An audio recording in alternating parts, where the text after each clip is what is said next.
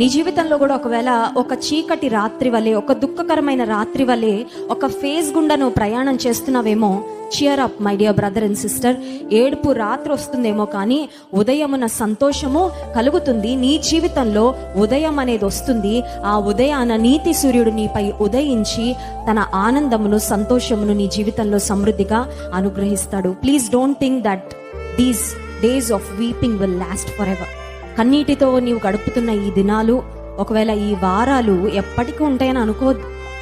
నీ జీవితంలో ఈ ఫేజ్, ఈ కాలం, ఈ సీజన్ గడిచిపోతుంది. Nothing is going to be permanent కదండి. కొన్నిసార్లు మనకి ఆనందం వచ్చినప్పుడు అనుకుంటాం, ఇదే ఆనందం ఎప్పటికీ ఉంటే బాగుండని. ఆ ఆనందం ఆవిరవడానికి ఒక క్షణం చాలు. కొన్నిసార్లు ఏడుపు వచ్చినప్పుడు అనిపిస్తుంది, అమ్మో ఎప్పటికీ ఏడుపే ఉంటుందేమో అని. దేవుని వాక్యం నీకు నాకు వాగ్దానం చేస్తుంది, రాత్రి ఏడుపు వచ్చినా ఉదయమునకు సంతోషము కలుగును.